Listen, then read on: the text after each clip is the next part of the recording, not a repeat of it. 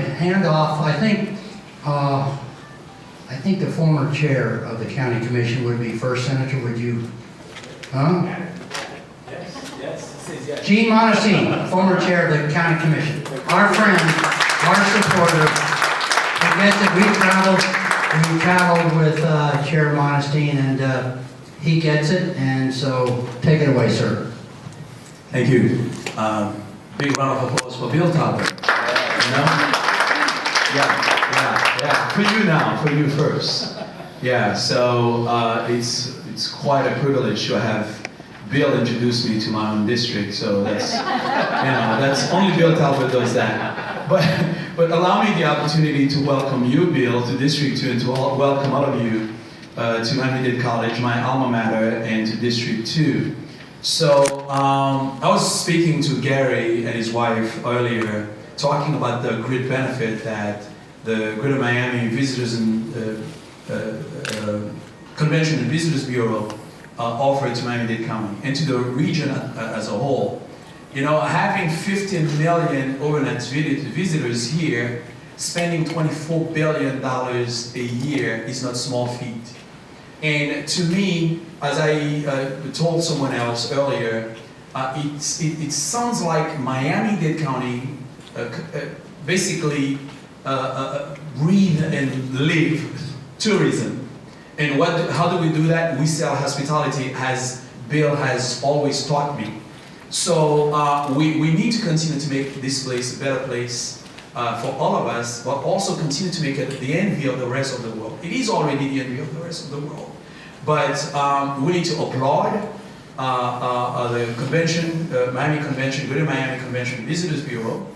And it's quite a privilege and an honor to have, maybe for the first time, this organization right here in District 2, sharing with stakeholders of District 2 the benefit that this great organization has been to the Greater Miami-Dade County and how it can continue to be a benefit to residents of District 2 as well. So if you are in District 2 or live near District 2 or far away from District 2, it's a privilege to have you here and to experience how this, one of my beautiful and nice constituents that just walked in here, so how this great organization can benefit you.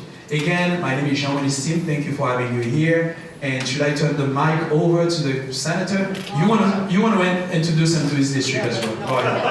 A point of personal privilege. Miami-Dade College does our Miami Begins With Me hospitality customer service program. They have for many years, and is that right? And so we have a training institute at your airport by Miami-Dade College. Okay? And District 2. I know you've got, we appreciate you and your family and what you do. Yes. Former chair. And I'm a huge supporter.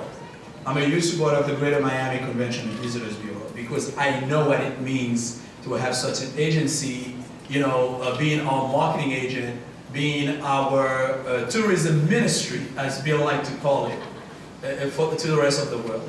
And let's enjoy this. Well, let me just say this. The last time we did this, we had 5. Now we've got 15.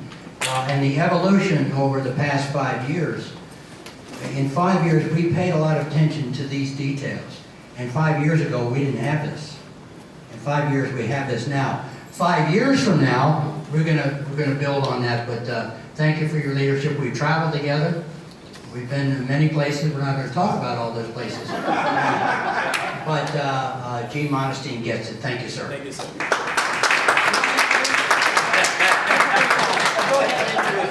Ladies and gentlemen, now with you, Senator Braden.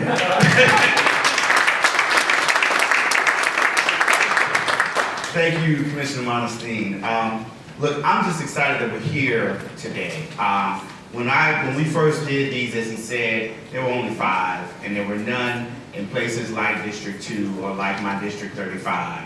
And what I said was, look, we are a part of this tourism too. When you go to a hotel on Miami Beach, I'm going to guarantee you the people that you see working there probably live in District 2, probably live in District 35. The people that run the hotels, the people that run the entertainment, that make sure the faces that you see when people come to visit here are probably from mine or Commissioner Monestein's district. We are an important part of the apparatus that makes sure that tourism happens here in Miami-Dade. And we're just excited that the Bureau now it has recognized that and has come to our district, and we are excited, and we can't wait to see the opportunities that abound beyond just what I'm talking about. Look, this is just the first, right, of those that I have convinced you to expand into, right? And there's even one, and when we talk about Miami-Dade, we talk about how this is a place where, Miami-Dade College, this is a place where the people who are going to be the future of our tourism are being trained today. And I'm just excited that they started Not Robbery to come here and do this, and thank you all very much for coming out today.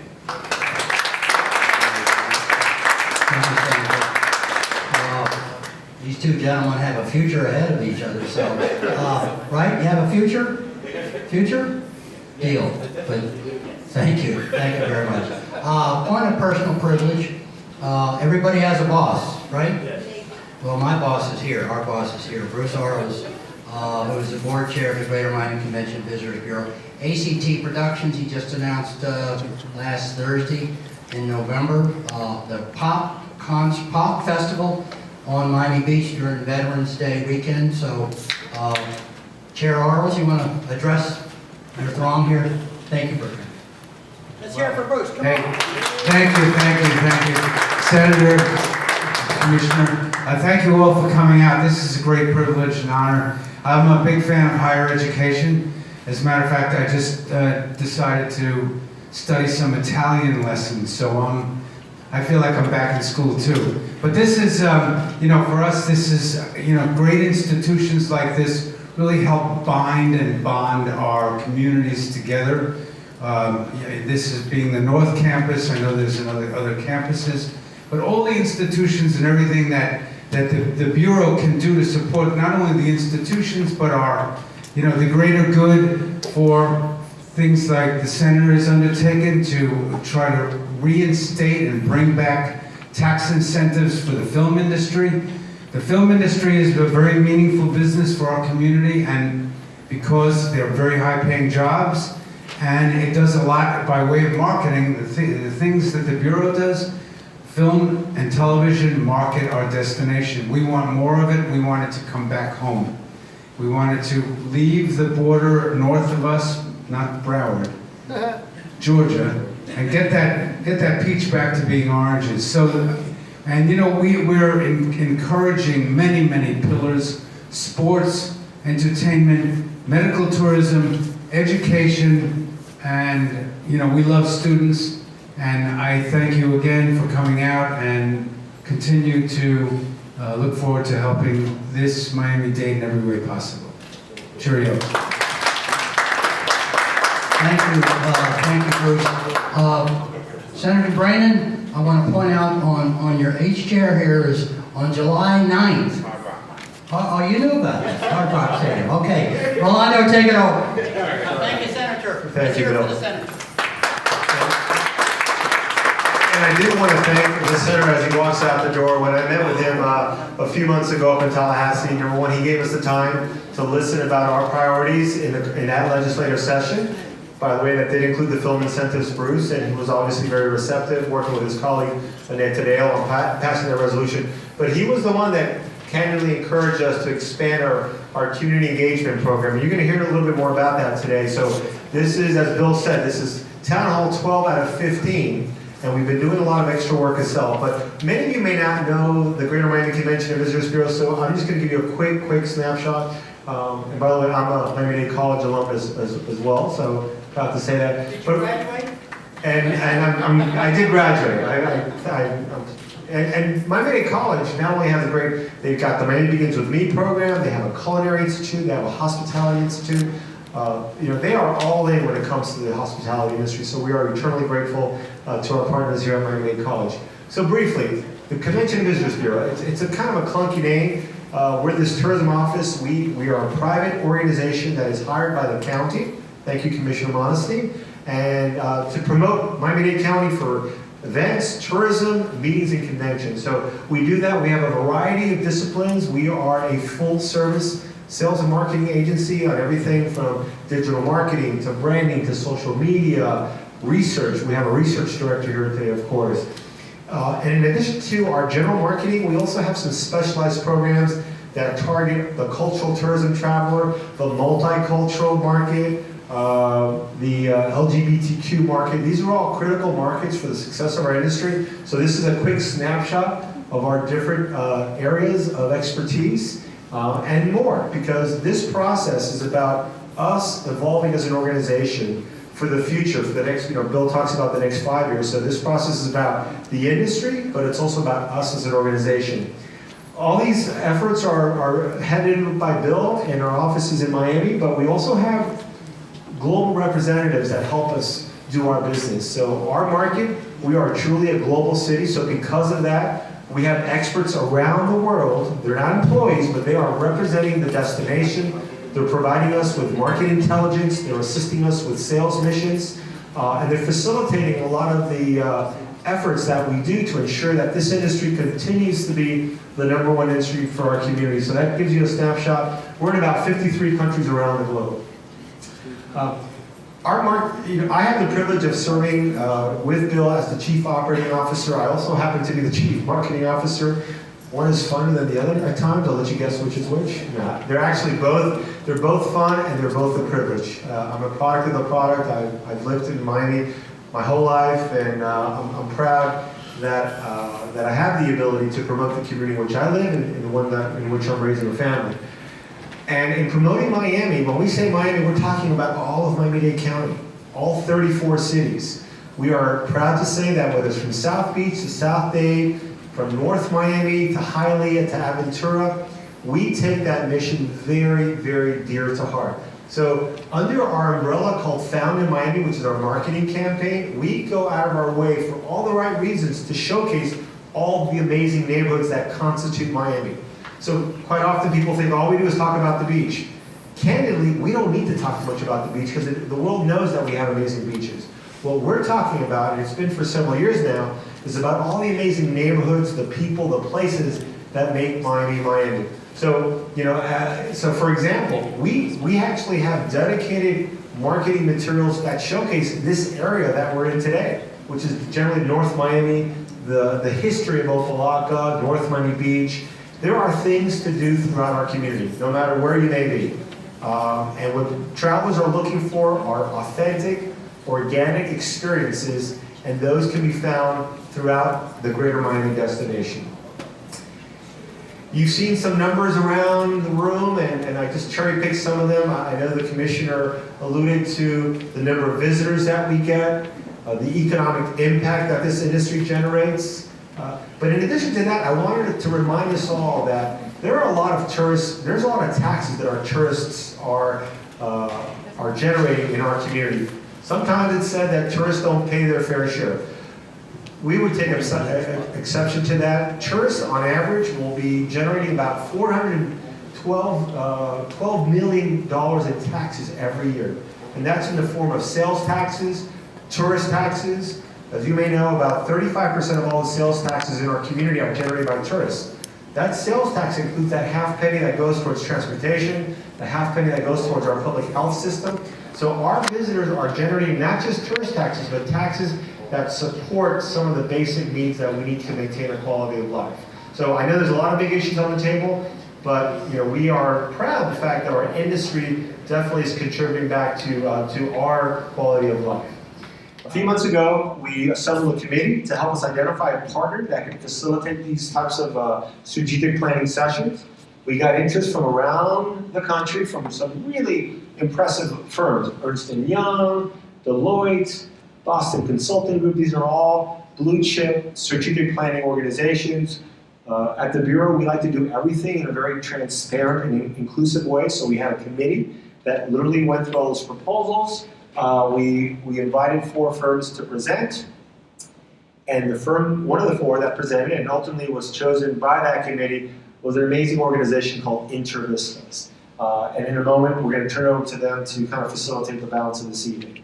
Now, Intravistas is not a stranger to Miami. They've done work in Miami-Dade County, mostly the aviation space. And that's critically important because our airport is a huge economic generator and most of our visitors are coming on planes. So the fact that this organization has worked with MIA, Miami International Airport, in helping build more routes to and from Miami is a great asset. So because of that, they were, for that and many other reasons, they were chosen to help facilitate this process. The strategic plan is going to have a variety of elements, and these are a few. We're not going to go through all these in detail, but needless to say, we're helping redefine the vision of this industry along with resetting our strategic goals, objectives, our targets, and ultimately our core values. So with that, let me go ahead and turn it over to our partners at Intravistas. They're going to walk you through some of our community engagement process, of which this is a part of, and then they're going to facilitate the balance of the conversation. So with that, I'd like to introduce the project lead for Intravistas, Sony Murray. So here you go. Thank you so much. I just want to say very quickly, time is so important, and we really appreciate you taking 2 hours at the end of your day to come here to this town hall. So your input tonight is going to be very valuable. My name is Sonia Murray. As Rolando said, I'm the project manager. There's a core team of about 6 of us.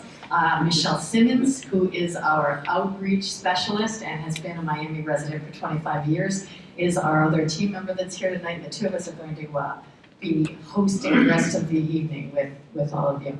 So just very quickly to talk about the strategic plan in a nutshell, this is a plan that's going to help drive more visitors to the market. We're going to look out over the next 5 years, and that's a very challenging exercise to do because so much changes every year, right? But you have to sort of do that because you're looking out and you're coming up with visions. And so part of this is to identify new opportunities, and there are quite a few here that are going to drive different tourists, different segments of tourism that are probably not as developed as they could be. And in addition, we're also going to help in this plan to enhance the GMCVB's role as the ambassador for tourism. Sort of what elements can they get behind in terms of issues that they support, that they lead, that they facilitate, that they help convene. So with that said, I'm going to hand it over to Michelle, and she's going to give an overview on the extensive outreach we've been doing. Good evening. Thank you so much for being here. Thank you. Thank you so much.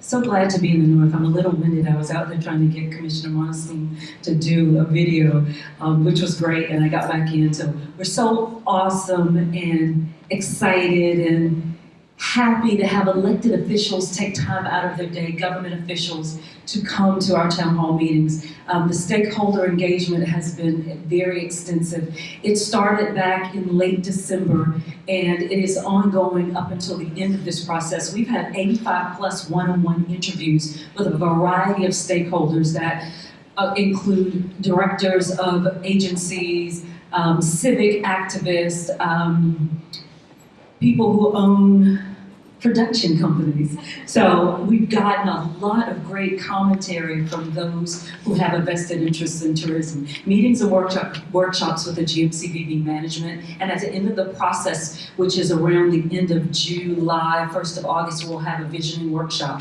This is number 12 of 15 town hall meetings. We've been from one side of the county to, I didn't mean to do that. Hold up, y'all. Here we go. Okay. I wanted to show you where we've been. We've been from one side of this county to the other. If you take a look, we broke the county apart in different regions, and we have been all over. You can take a look at, if you see number 12, where we are now, and 13 is going to be, no, wait, hold up. Is this, this is 13, sorry about that. 13 is today, and then 14 will be on Thursday in West Dade, and then we're gonna wrap it up, as Senator Braden said, on that far end on the other side by Hard Rock Stadium, and then we'll keep it moving. Let me go back. So, 4 focus group sessions, 7 community facilitations. Again, it's very important that we have engagement from a lot of stakeholders. I think I also want to take this opportunity to recognize the city of Opelika, Mr. Gregory Day. Thank you for coming with his personal assistant in the room. Thank you, young lady, for joining your dad. But again, we have people, thank you. We have people who take time out of their schedules to come and support their particular region. And then we have sent out a series of surveys to groups of people to participate, to get their input as well. Destination Next is an assessment that was created by InterVistas, which has allowed destinations across the world to engage and be a part of growing their tourism. So let's get into this town hall discussion. We have 4 key questions that we will be posing to you tonight. We're going to come around with microphones. So I just want to tell you, go ahead and raise your hand before I come to you, because I will come to you. Unique experiences, new tourism opportunities, resident quality of life, and GMCVB new initiatives. So the first question, what are the existing tourism experiences that are not being sufficiently showcased? Now, what we'd like to do is speak to the region and the area in which we are holding the town hall meeting, but it's not limited to that. If there's something that you can think of on another side of town or that would impact the county as a whole, we'd like to get that information. So, what are the existing tourism experiences that are not being sufficiently showcased that you can share with us this evening? And we do have a scribe. We'll be taking his notes, and it's videotaped, so show your best side when I come to you, okay? Who would like to go first? You're getting out of here. I was going to give you a microphone, but you'll be back. Okay, sure. Don't be bashful, come on. Yeah, here we are, here we go, right here. Thank you, Michelle. My name is Gregory Gay. I'm the Director of Planning and Community Development for the City of Opa-locka.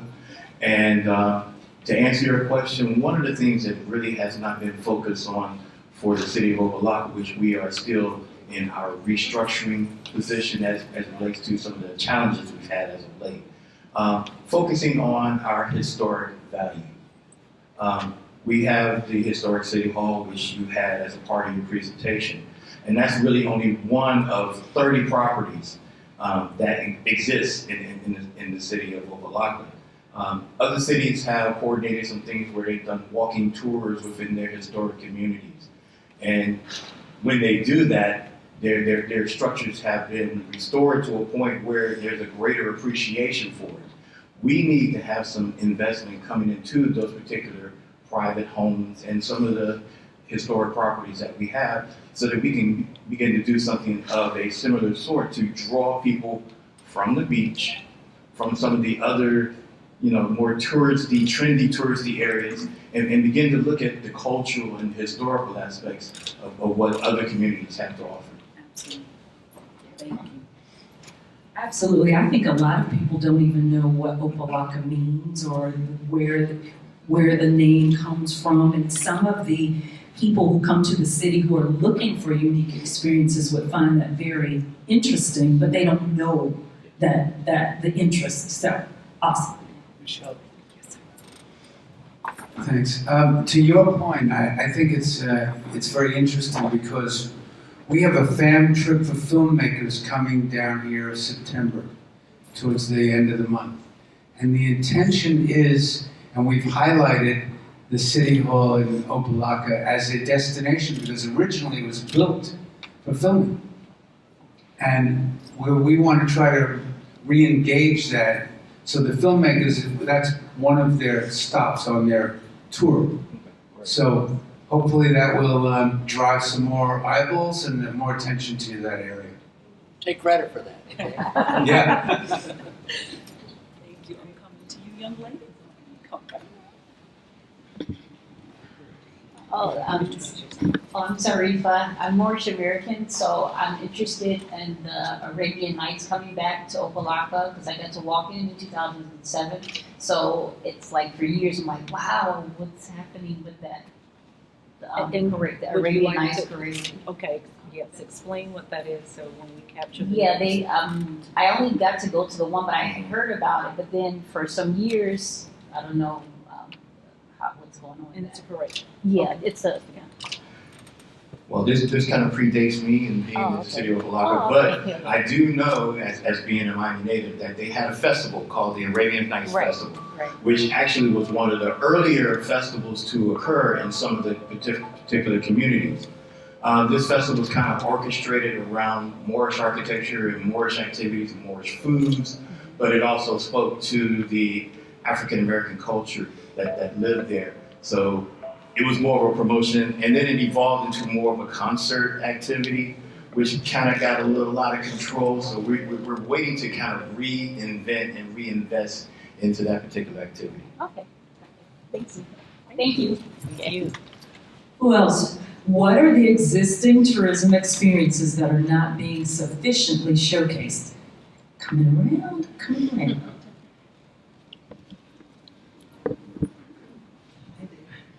Actually, I want to say that Opalaka, among the tour guide groups, it is popular.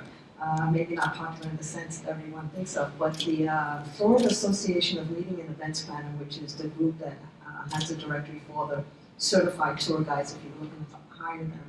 They do tours, and they do recommended tours at Opalaka, primarily for the architectural tour route. It's really one of the best kept secrets as far as tourism is concerned and for architecture. So when they did an architectural tour, that's really one of the highlights, and we really would like to see it built up a little bit more and popularized, that maybe filming and things being done there. But it is a popular spot with tour guides, but not, not so popular, so among other people. So it would be great to see a lot more things happening there, especially something like that in Arabian Nights, so to speak, and kind of start putting it on the map with other people. But it is acknowledged by the tour guides that go around it and promote it, actually. Awesome. Anyone else have anything else they'd like to add? Anything? It could be outside of the area, it could be within the county. Yes, we talked about it.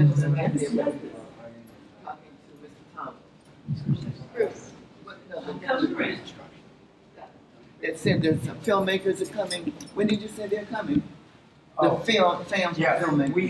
We have extended invitations under the guise of the ABFF, which just left town, the American Black Film Festival. There have been 5 or 6 emerging filmmakers that are coming to town. I believe it's the 21st and 2nd of September, that weekend. So that's an interesting time for us because it should gather a lot of... Under the Bureau umbrella. Under the Bureau. The Bureau is invited those, we work very closely with Jeff Friday, the founder of ABFF, and he is hand selecting the recipients of our effort. And your name, I'm so sorry. Bruce Orus. Thank you. Bill Talbot, sitting next to Bill Talbot, everybody knows him. And Bruce, our son, Dwayne Wynn. Dwayne Wynn, right? I beg your pardon? Dwayne Wynn, your son. Yeah, yes, Dwayne. I'm Evelyn Wynn. Dwayne Wynn is my And Bruce, as a reminder to us all, especially for those that grew up in Miami, North Miami was the capital of film and TV production in South Florida, not the state of Florida. So, this area already has a great history in the production of great TV shows, business shows. studios? The studios were here right by the tracks off Dixie Highway. Some of them are still there. And PBS had an amazing production facility. The business hour with Blair, that was filmed here. So there's a lot of great history, and I think this is kind of coming full circle to re-energize the film and TV production, especially in the North Miami area. In addition, just one of the, it's almost a question, but there is a private storage facility of exotic cars that's coming into the Opalaka area with a track. So, which is under construction. I believe that that's going to become really a dynamic experience and added value to this community by leaps and bounds. Because if you fly in on your private jet, you can go right to the track to drive your Maserati or Lamborghini or whatever it is. I think that it really will add a tremendous. That's a big project. Big project, and I think it'll bring a lot of activity that people will start to explore the area. You guys heard about that? Yes. Is it a real deal, right? It is and it is. Well, we like the is. The is part, we're still working on the is. I got you. How do we get on that invitation for the film industry? How does someone become part of that group that they will come see, like at the monastery? You know, my other hat that I wear is at the monastery, the Well, Spanish monastery. This particular event, this particular fan trip is being given to emerging directors that have shown that they will probably excel in many different ways. So it's really a focused type of itinerary and tour. However, we're running programs throughout the year in different ways. So if you give us your information, I'm sure we can keep you informed. For the ancient Spanish monastery, where we've already had quite a bit of filming, everything, you know, from Ace Ventura to you know, Tom Cruise and all these people that come filming, but we have seen a lull in that. So we would like to get more action, get back on the list. What's on the the age? We want to do that too. What's the age of the monastery? The age of the it's close to 900 now, 880 years old. It's the ancient Spanish monastery. Wow. Those of you who are familiar, it's a Romanesque structure brought over by William Randolph Hearst from Segovia, Spain. It is used quite a bit for filming. We've been getting a lot of hip hop videos and stuff. You got Daddy Yankee out there, a lot of people, Gloria Estefan, a lot of people have done filming, but again, it has slowed down quite a bit. We would like to see a lot more of that. So do we. We are working very hard to reinstate the state incentive. We have a local incentive, a DAIG, and that is starting to gain traction, and it's starting to help the filmmaking community come back to Miami.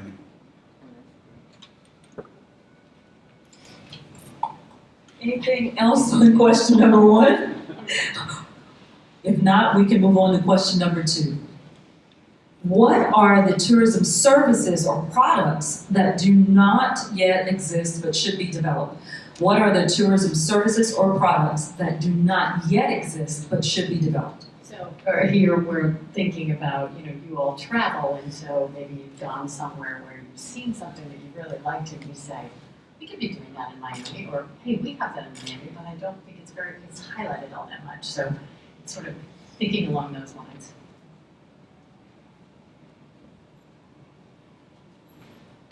So for example, I'm going to just say, we did a town hall 2 weeks ago in Homestead, and there is so much down in that region that is just so completely, you know, I don't want to say underpromoted, unknown.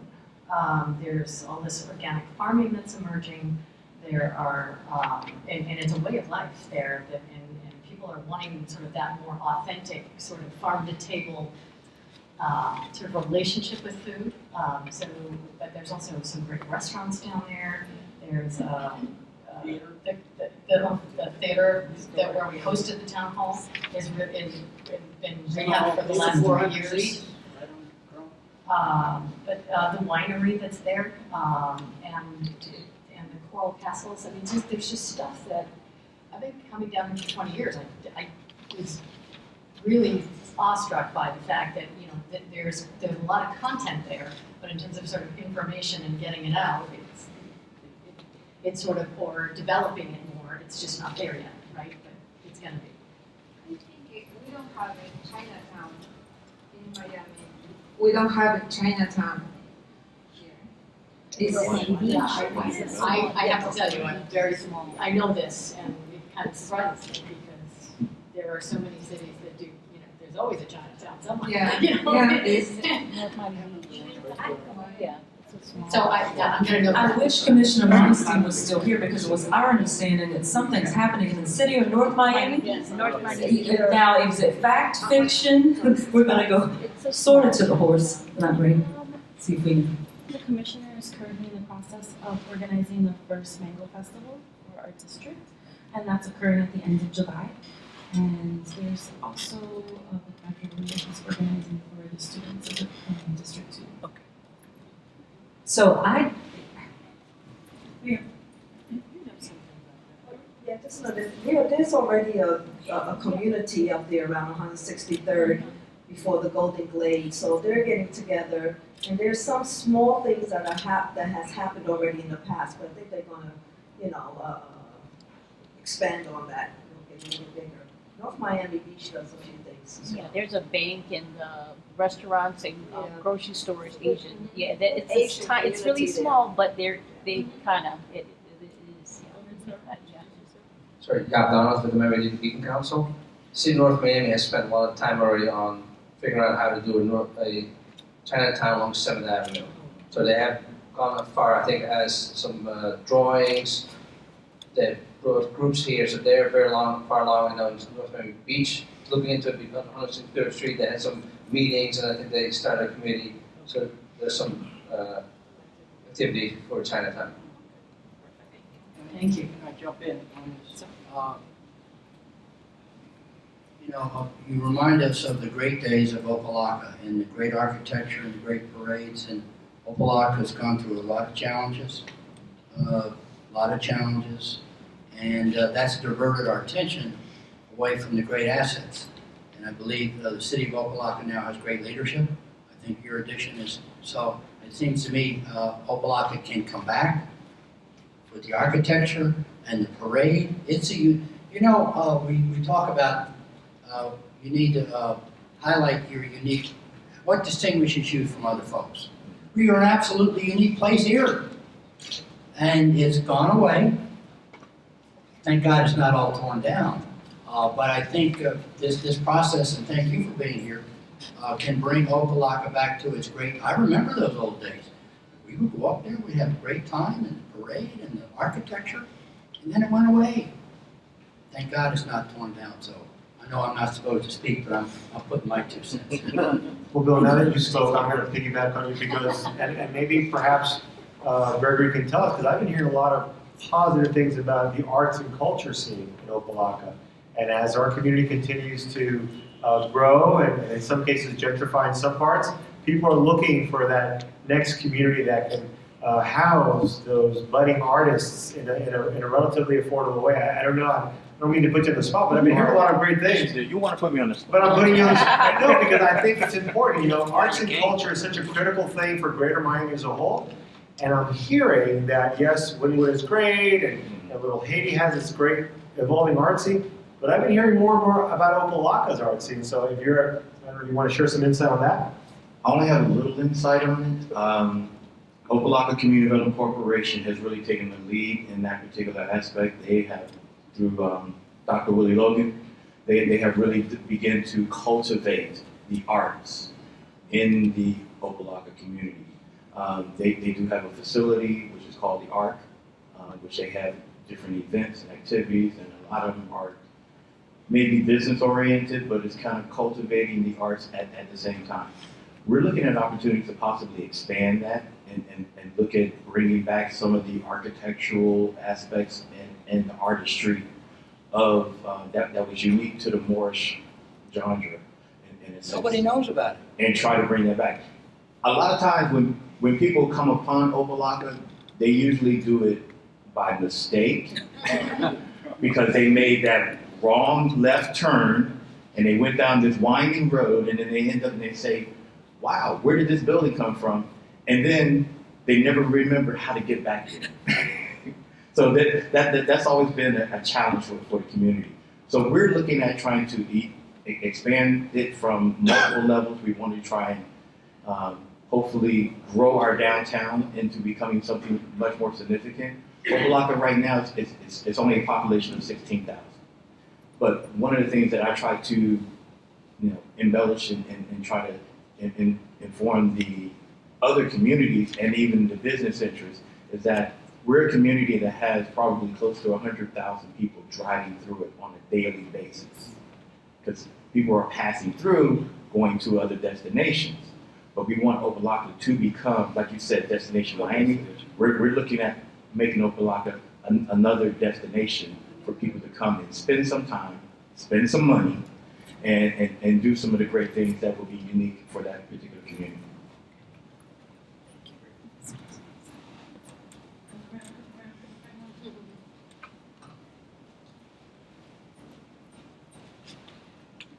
I want to make a recommendation because usually what puts something on the map, so to speak, is inviting people to come check out what you have to offer. And I see that a lot of times it started off by free walking tours. And if you're open to doing what the other communities are doing, you know, the third Friday, the second Saturday, something like that, and having an evening where a tour guide, and I can arrange that for you, a tour guide will actually just walk people around and highlight some of the details of the architecture and talk about the history and all that. That would help put it on the map. And starting off with your own residents first so that they have an appreciation for it would help to get that going.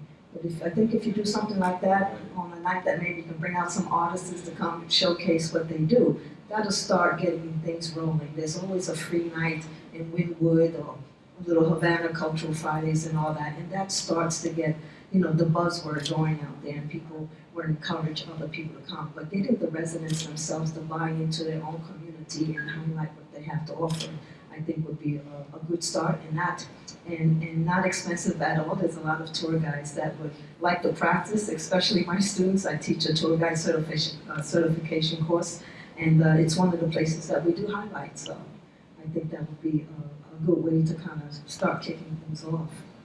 Okay? This is an idea. Great. Hi, my name is Amber. I'm here as a citizen, but I am a lifelong, virtually a lifelong volunteer at the M Ensemble Theater Company, which is the oldest Black theater in the state of Florida. And I'm sitting here just trying to think how to respond to the question. And one of the things that came to mind is there's Miami Spice, there is Spa Month, but I haven't seen a theater week or a theater month. And there's a lot of small community theaters that are not known by a lot of the citizens that reside in Miami and the nearby cities. So I think that is something that may be worthwhile pursuing, at least to promote the arts and culture in the city of Miami, as well as bring visibility to some of these additional resources for entertainment for families. I think that's a great idea. I'm just curious, and I don't want to put you on the spot, but where are you seeing places that do that and do it well? If you have an example or have seen it, I mean, it's a great idea. I haven't seen it exactly like I described, but I believe I've been to, and I'd have to go back, but I've been to other cities, and I think New York does something like that. You know, of course it's Broadway, but then they also have something for the off-Broadway. I did want to say, we've always had a cultural tourism director.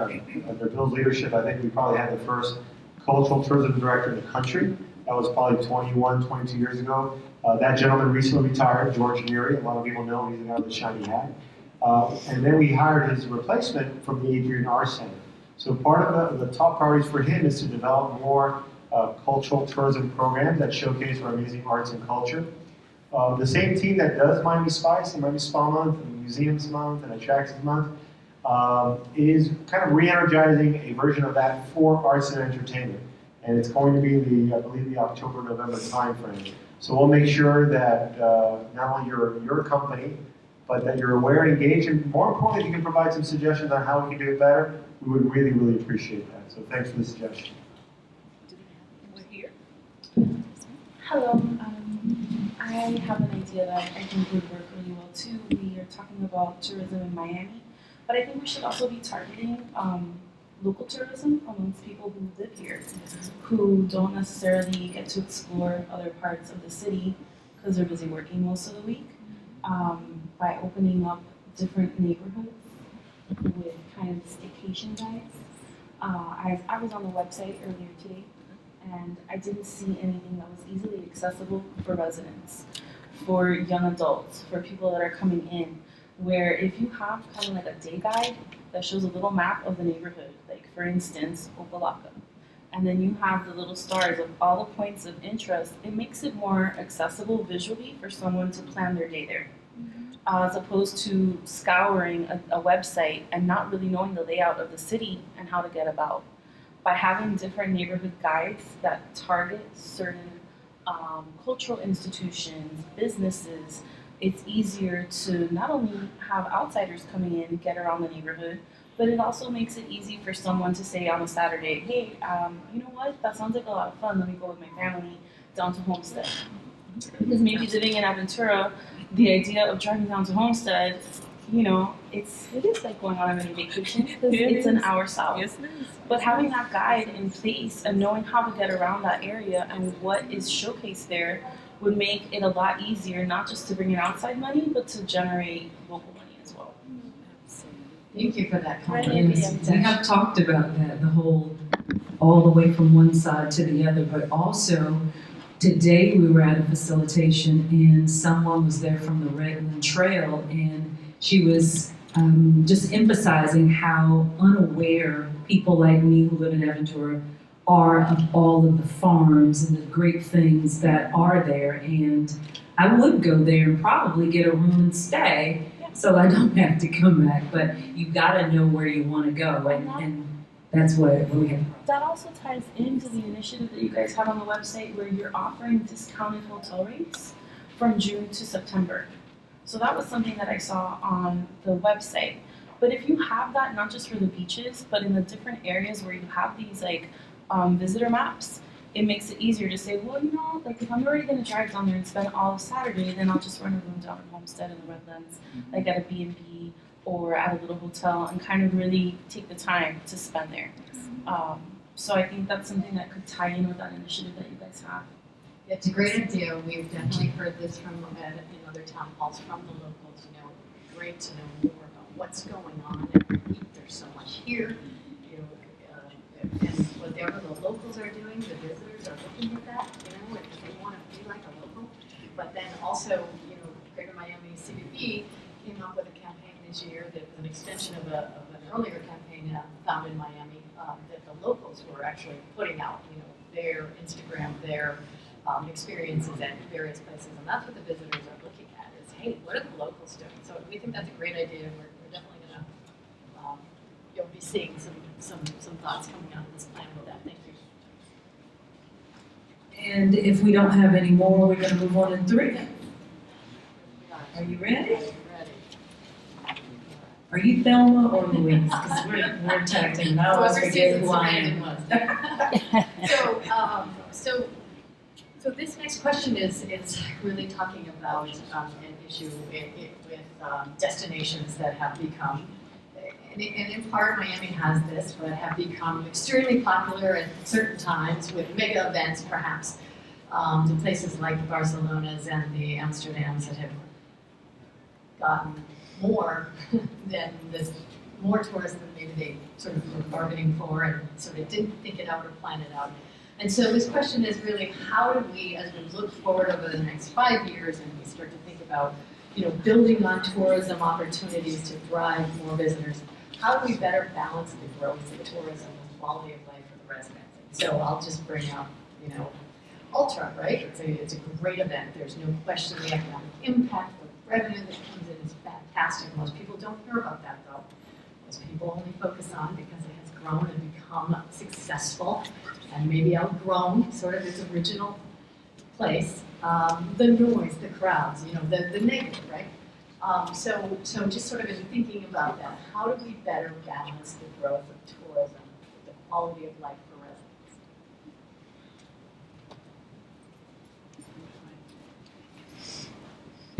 I had a friend that went to New Orleans recently, and her comment was about how friendly all of the locals were and accommodating. And I think it's because they have an understanding of what tourism brings to their economy. I think that we lack that here in Miami. I think that we don't, as residents, we don't understand the positive impact of tourism. To support what you just said, I think it starts with better communicating the benefits for me as a citizen. What does this increase traffic, high levels of inconvenience, lots of people that are driving worse than the people that live here? What does all of that, how does that benefit? What does it do for me as a resident? I think if we start that conversation or provide more information as it relates to the benefits of what that means to me directly, because yes, it brings revenue to the city, but how does that trickle down to me? I don't see any discounts.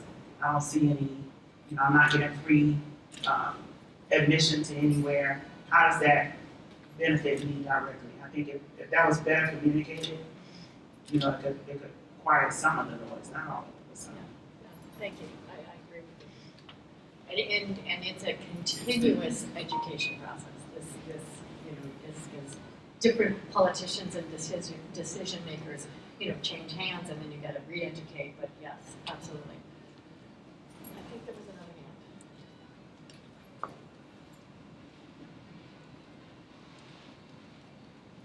hand. I think in terms of events like Miami Music Week or even Art Basel, where they have clearly grown much bigger than they were initially seen to be, I think it should also be considered a location.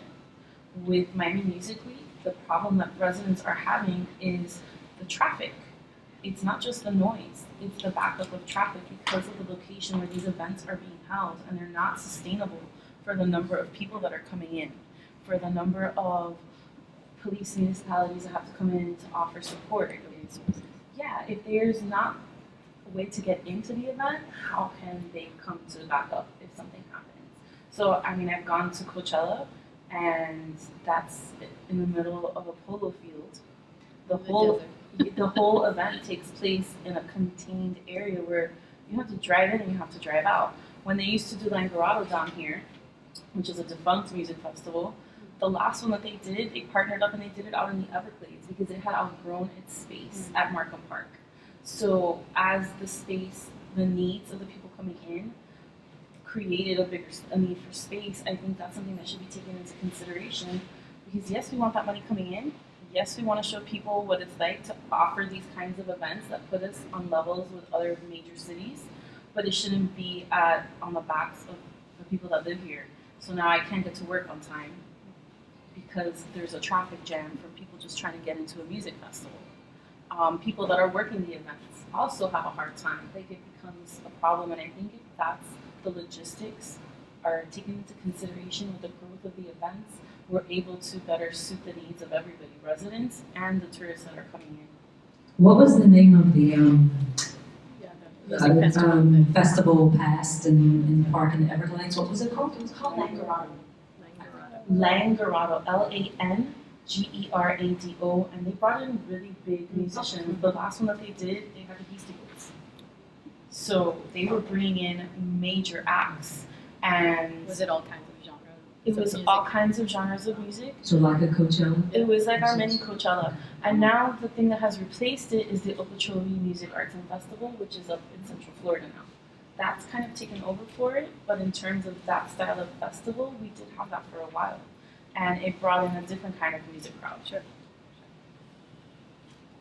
So I guess maybe what I'm hearing, I'm trying to kind of summarize this is, you know, getting possibly the decision makers to sort of be thinking, hey, as we want to try to attract these events and foster them and have them grow, be thinking about some smart planning on how to accommodate that so that the locals also have their weekend or their I don't think it should interrupt the flow of our daily lives.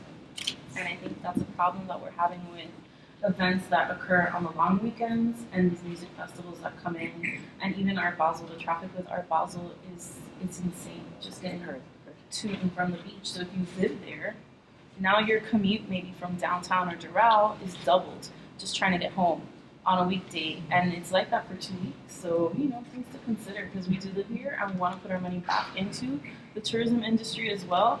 But oftentimes you're going to find local people say, oh my God, I'm not even going to go out there because it's a nightmare. The traffic is a nightmare. The parking is a nightmare. It's interesting. We put Basel in December.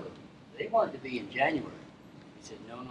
Art Miami was in January, and we were able to push them collectively into the period between Thanksgiving and Christmas.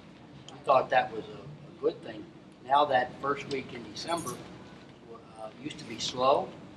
Now it's a little more robust. Yeah, definitely.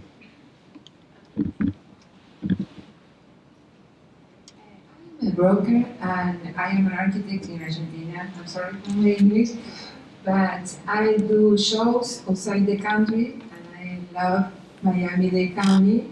And I bought properties from the auction. We fixed it, we repaired. I think that is a good way to grow up the city. I try to explain all the South American countries like Argentina, Uruguay, or Peru. Colombia. I didn't go to Colombia, but I want to do more. And I think tourists show all the numbers, how it's growing up. For example, the port of Miami, I explained that the airport bring, I think, 45 million. And the cruise, 5 million. I explained everything, and they think about. I took my car and I show all the places, the potential places like Little Havana, and they put money and they clean the little neighborhood. I think that is a good idea to bring investor to explain how it's growing up, because people, when I do the shows, people told me, yeah, I went to Miami, but in 1970. I said, that is another world. I went to Miami in 1980, another. But right now it is other picture. And I think that brings very good revenue to Miami-Dade County. Do maybe some neighborhood Economic development. Yeah, and show people how it's right now, because people has like one picture in 1970, 1980, and it's not the reality. And they have a lot of money. Yeah. It's good because it's good for the city. Because for example, I bought a lot of houses in Design District, in Little Haiti, and we fixed it, and the neighborhood changed. Yeah. It's my opinion, it's my little job. Thank you for that improvement. I think I wanted to invite, what's your name? Andrew? Hi, Andrew. I'm Sandra. You know, when you said that about the residents and everything, yeah, that's a big picture, making sure that the residents appreciate what tourism has to offer. I'm sad to hear that you didn't know about the class. There is a class now that has been offered to the general public. It's called Miami Begins With Me. And it's promoting the benefits of tourism, but trying to get also the residents to realize it and get to know what tourism brings to the table. And it gives you a lot of numbers and everything. Miami-Dade conducts that, right? Yes, in association with you, with the GMCVB, Miami-Dade College. We hold it we have the classes over at the Bureau, but we also have it in different places, hotels in different places. And I was thinking when you were saying that, wow, it'd be great to have it here. What's the charge? How much? $0. What? Absolutely free. Free? It's absolutely free to the public now. So now it's being made available to the public. But I was thinking while you were saying that, I said, wow, wouldn't it be great to have one right here? Because as the senator mentioned earlier, a lot of the people who are working in tourism are living in this neighborhood. And getting them to know the bigger picture of tourism and the significant role that they play in that picture would be really great. And we do, by the way, at the end of the class, give free tickets and everything to some of these attractions in the hopes that they'll want to see Miami through new eyes. It was the idea behind that. So I invite you to come in after the talk. I'll tell you how to do that. Okay? But it'll be great to promote that a little bit more, primarily, again, not only for the residents, but people who are working in the tourism industry. And that's who the class was designed for initially, but now it's being made available to the general public, free again. If I may, I'm interested in the class, but I don't think that most residents of Miami want to attend a class. Well, actually, we did. We started having residents now because it's been made public. Well, what I mean is, you know, you see a commercial to encourage somebody to come to Miami, and it shows the beaches and it shows, you know, the resources that we have available. why can't there be a commercial that says, this is what tourism does for you? You know, this is what tourism brings you. It brings better facilities at the park. It brings X, Y, Z. You know, I appreciate that.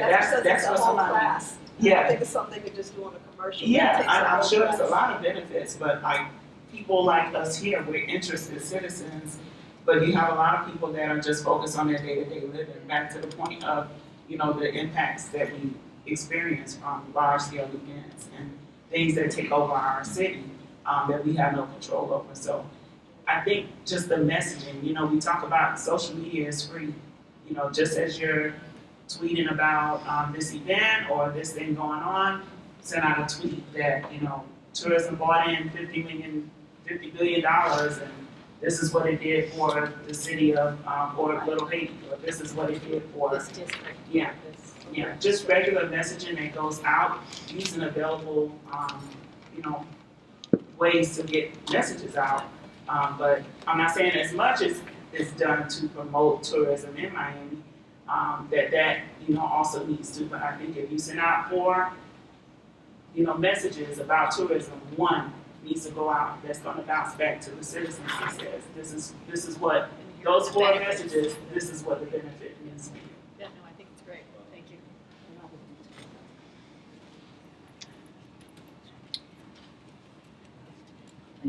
Not that she needs anybody to underline what she's saying, but I have to agree, it's very important that people who work in just ordinary circumstances, like the Burger King or McDonald's, when somebody comes off of the interstate to buy a hamburger, you need to find very pleasant people. They don't need to say, what you want? You know, and it happens too often, and sometimes I'll say, did you want to come to work today? Are you okay? But that's not what a tourist is going to say. So tourists are impacted by everyday people in places you wouldn't expect. So I think that one of the techniques would be a different kind of message. No, thank you. Thank you very much. Anyone else? More Spanish classes, because they have free Spanish classes at some of the libraries, but maybe all of them should have it, because there's a waiting list at the North Regional Library now for Spanish classes. I took a few Spanish classes when it was at Arcola Lakes maybe 3 years ago. They had a Spanish, free Spanish class at the main library, but I missed it because I was working. But I think that would be helpful, because I know it's 60% of the people do speak Spanish. There's a 40% of the people who don't speak Spanish, and you kind of need it because the jobs now, I've been in Miami for like almost 30 years, and it's like a requirement because I've lost out on work because I didn't speak enough. I wasn't fluent in Spanish. So, I mean, I'm going to try to find an English colony somewhere, but it's like, wow. I know people who have moved out of the state and out of the county because they're not bilingual, or yeah. Okay, thank you. I think you guys had some really good comments on question 3, and I think we've sort of exhausted that. So let's move on to question 4, the very last question. The first 3 questions really focused on a destination, and this question is going to focus specifically on the GMCVB. So just in thinking about what we've been talking about, the opportunities for increased visitation and thinking about the next 5 years, are there any new initiatives that the GMCVB could develop in the next 5 years to help support some of these ideas? So in a role where they either lead it, facilitate it, support it. So they play different roles depending on the issue, right? But is there any new initiatives that the GMCVB should be developing in the next 5 years as it relates to tourism? One was one that already happened, but I didn't see it anymore. Remember we had an annual Residents' Day. I think Caroline Taylor headed it, I think maybe 7, 8 years out. It was downtown Miami. It was a free day for residents, and they had all the buses. They were going out to Little Haiti, to Little Havana, to some other places, and it was a full day of free events, and it was totally free to all of the general public. I'm probably thinking now that I think about it, it's probably more like 7 or 8 years out. And it was, I don't know who else was involved in that, but it was a really successful thing. But it was one day a year, it was an annual event, and it was a way of getting the residents to get to know the different neighborhoods, because I think something came up where they weren't visiting it enough, and there weren't enough people that knew about what the different neighborhood had to offer. You know, it would be really great to have that again. That was so successful, I remember. They hired all the tourism students and everything to help out. There were volunteers. And if that's something we can do once a year, maybe get the residents to get to know Check what. with Carol Ann, she's been in some of these sessions. Yeah, So. I'll ask her about that on the list, but that would be a great initiative. So, Was that through the Miami-Dade Public Transit? No, something I think a music fest was involved in that. Okay. I think what you're referring to was the Sleepless Night event that Miami Beach used to do. no, not that one. This was really big. This was like a 3-day event on the weekend. The buses were out there. There were motor coaches out there lined up, totally free around where the court was, and they would go in different areas. And Now, help out. there was a port of call for the MCL Dawn, and every Wednesday, and the 2,000 cruise passengers went all to the neighborhoods in the community every Wednesday. Port of call. Yeah, this was something that happened once a year, and it Well, for happened the for residents, a few years, and it was really big, crowded as all get out, of course, but it was in the downtown area and around where the courts were, and it was just really very successful, and it kind of helped the neighborhoods after that. People, you know, kind of created a buzz. Started to showcase the different Showcase the offerings. And the other thing was, those neighborhoods were ready for it. When you stopped at Little Haiti, they had shows and everything, and you had people with the walking tours and music and everything. This was before the, Well, you know, that was before the amphitheater. And I am remembering something along those lines, Bill, and we are currently doing that, but on a smaller scale through our multicultural tourism department. So I know that team, led by Connie Kennard, and you know the team, they are doing kind of smaller individual versions, but I think what you're alluding to is more like a day-long celebration that is activated simultaneously throughout the community. So I think it's a good idea of, like I said, doing more of what we're doing individually, but maybe because consistently engaging our community and creating ambassadors. And I know someone mentioned about how our own residents can become more familiar with our destination, our community, and then become those ambassadors. So that's something that we'll look into with Carol Ann. And I know Connie's been doing a smaller version of that. But it sounds like what you're recalling, which I'm recalling something like that, was a much bigger blowout, for lack of a better word. That's great. I like that. Anyone else? I'm just trying to go back in my mind and think of places I've been and some of the interesting things that I've seen. One is, and I've actually started to see this throughout the city, not with food trucks, with just regular people, but night markets. So in Asian countries, they do night markets. They shut down like an entire neighborhood, and it's food and it's buying little trinkets and things like that. I saw it on a medium-sized scale outside of like a gymnasium, and I mean a huge area, all kind of stuff at night. So I'm just not. I don't recall seeing a lot of that here in Miami-Dade County. It's like the evening is more so for nighttime activities, dancing and music and stuff like that. But if there could be an area that's identified to develop something like that, I went out of my way to get to that. So.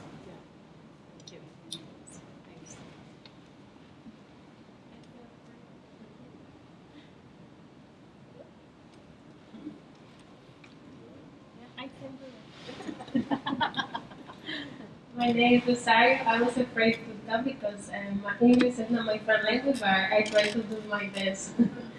Okay, I don't know if I know you are part of the government, but one of the things. We're a private company.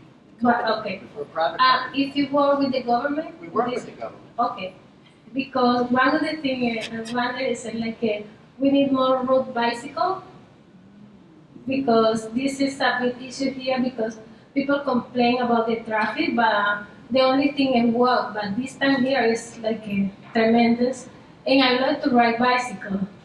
I got one, but because we don't have roof, my husband think it's dangerous to go, and I avoid to go out without the How about car. little scooters? You like little They're scooters? fun too. Yeah, they are fun, but they are dangerous too. Bicycle, they are more safe, and people love bicycle. But the problem is here is like if you don't have the roads. In I'm from Colombia, and we have those in Colombia. I was surprised they don't have it here. Maybe because people they don't require. But Well, I think when they redevelop roads now, you'll notice when they kind of either develop or redevelop roads, they have that lane. It's either in green or you can see it dedicated lanes for the bicycle, for the bike. yeah, but we need more. I totally agree for both the resident and the visitor. Yes. To piggyback on what she's saying, every Sunday in Mexico City, Paseo de la Reforma is shut down for bicyclists. So it's from one end, which is by where the Palacio de las Bellas Artes is, and it extends all the way to what is their Central Park. So it's like a mile or two, and both sides are completely shut down, and the local police are out there monitoring to make sure that no cars come through, and it's a day for residents and tourists to be able to bicycle throughout the city to different destinations in a safe manner. Mexico City also provides free bike rentals on Paseo de la Reforma, so you can check out a bicycle. And that's free for residents and tourists alike. So On Sunday. no, All every the day of the time. week. So I could walk out of my Airbnb, and if I didn't feel like walking the 2 miles, I could just rent a bike for free and ride down. And also, I know that I've been to a place in, I think it was in Miami Beach, where they have, where the street is closed and it's only for people who walk. That's going all the way. Yeah, and so that's really nice because you know you don't have the traffic and the cars, and because it's kind of dangerous with the cars, having to keep an eye out for the cars and everything. So if there were more places like that, Pedestrian malls. yeah, pedestrian for the Lincoln pedestrians, Road is and being redone now. I think that would be helpful for the tourists, residents alike. And sort of in the other neighborhoods, yes. And so how can GMCVB help support, because clearly they're not, the transportation authority, but how can they have some influence and support sort of some of this pedestrian-friendly, bike-friendly environment for both the locals and the visitors? Charlottesville, Virginia has a great model for a pedestrian mall. And it's full of businesses and restaurants, and at the very end is an amphitheater where they have concerts and events. For a long time, Charlottesville also had a photography festival to generate tourism into the city, and all the art galleries for that time would only show photography. Is that different than Lincoln Road? It is similar to Lincoln Road, but we don't have that in Miami. You know what? mainland Let downtown. me add that the 395 project that's coming, Yes. there's a linear park that's being proposed, and that's going to provide an amphitheater, a walking, a bicycle park, pedestrian bridge. So that's coming, proposed to be finished in That's a mile 2023. and a half. Yes, it's a good amount of space. It's going to be awesome. So that's something sounding like what you're talking about that connects various parts of downtown, has bicycle lanes that will allow you to get to MacArthur Causeway without feeling like you're going to be plowed over by a car. So a lot of great things coming, and that's what 5 years. So part of kind of overlapping with the strategic plan. So yeah. Thanks for sharing that.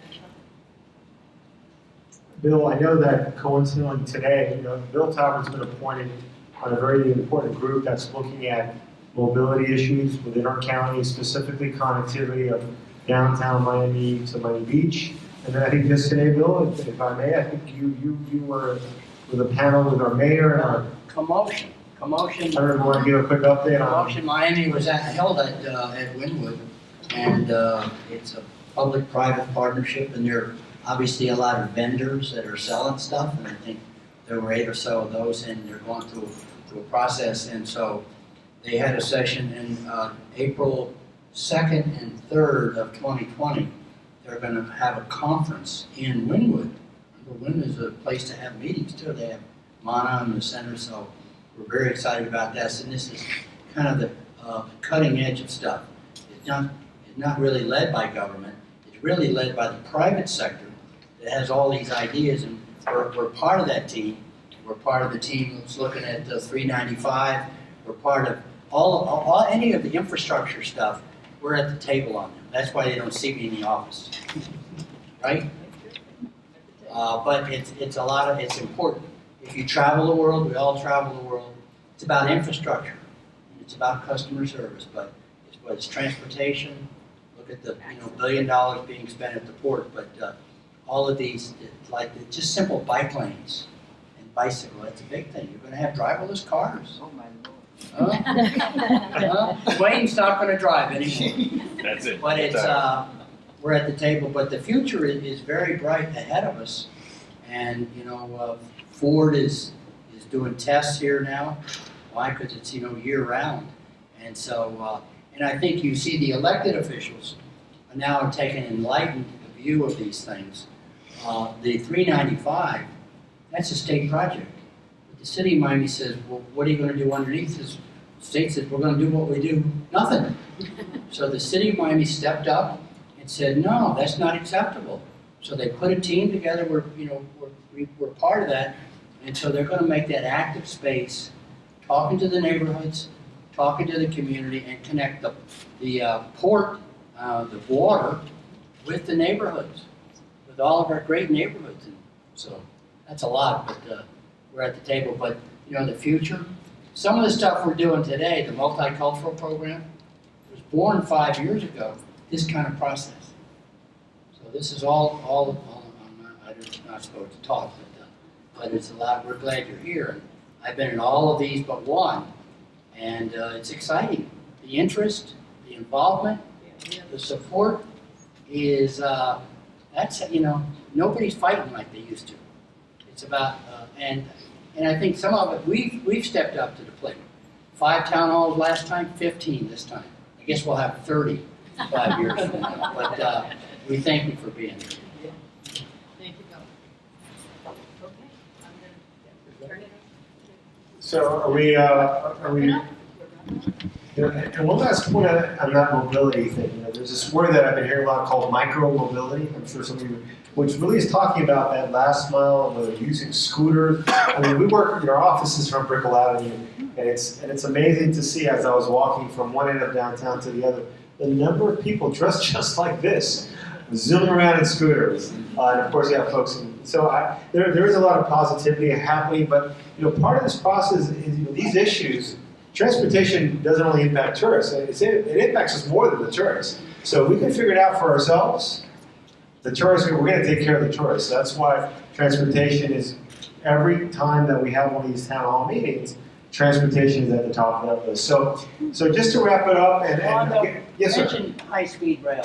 You missed that. Yeah, I was just this morning. I was with Andrew Ovensmith, our research director, and we've noticed a significant spike in our first quarter numbers of Florida residents. And of course, there's a lot of amazing things that have been happening. Our cruise port is booming, and we do feel that a lot of residents are now looking at us even more than ever because it's convenient. You can literally drive or take the train to the cruise capital of the world and get on a cruise, and you don't have to pay for that airfare. What Bill is referencing, Brightline, and I know there's a lot of great plans with Tri-Rail and Brightline and others, but we're starting to see that have a net impact on our business. And Brightline, they just broke ground, I think it was just last week. No, this week on Monday. This week on the leg from Orlando to Miami. And for us, that's the priority. From Orlando to Miami. We know it's connecting downtown Miami, Fort Lauderdale, Palm Beach, and ultimately Orlando. Now, they've got 50 plus million visitors, overnight visitors, and we've got about 17 million, and we'd love to see some of those 50 come our way. But what Virgin Trains is doing, which is the new name for Brightline, is pretty, it's pretty spectacular, and they're looking to connect it all the way to Port Miami, because Virgin also has a cruise line that's launching in 2020. And a hotel. And a hotel, and they've got trains, And space travel. SpaceX, and something Galactica, or something. Virgin Galactica. I remember Battlestar Galactica, who was growing up. I'm a big sci-fi hero. So, did want to thank you for your time. Anybody know where this is? Okay, anybody know where this is? Anybody know where this is? Lolita State Park? It's in this district. No, it's not Oleta State Park, which is nearby. So this has become one of the premier destinations for professional water sports happening in Miami-Dade County. No. And this is a park, it's relatively new, but it's one of the largest parks in the area. Named after a very famous female aviator, Amelia Earhart Park. I don't know if you guys, so this is actually, they've established a cabling system. So this park and this lake within that park is now home to professional water sports activities. Who would have thought? Wakeboarding, skiing, it's all happening just a few miles from this location. But that park also has an amazing mountain trail, a mountain bike trail, which I've actually been on. So these are some of those unexpected jewels that are happening throughout Miami-Dade County. Privately funded.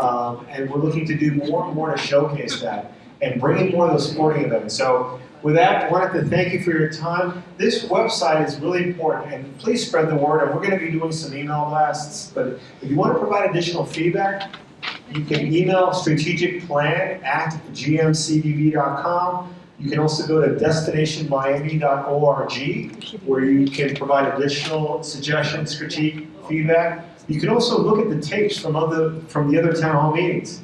You can download some information, and you can complete a survey and hopefully pass it on to your friends and family and others. So with that, Bill, did you want to, any final words? And I've been to all of these but one, and I stayed for the whole thing because it's so exciting. You know, we've had a long time ago difficult times, and so we have a great future, all working together. So it's I'm excited about the future. I mean, it all is, and it's ours to lose. So a lot of great things. I say private investment. You know, remember in the old days it took government assistance. Now it's billions of dollars of private money pouring into our community, whether it's the port, Brightline, hotels, the port tunnel, and so but we've recognized through this process that the neighborhoods are important. Multicultural tourism and development was born 5 years ago, and some of the successes we've had is because we've offered our visitors these new gems.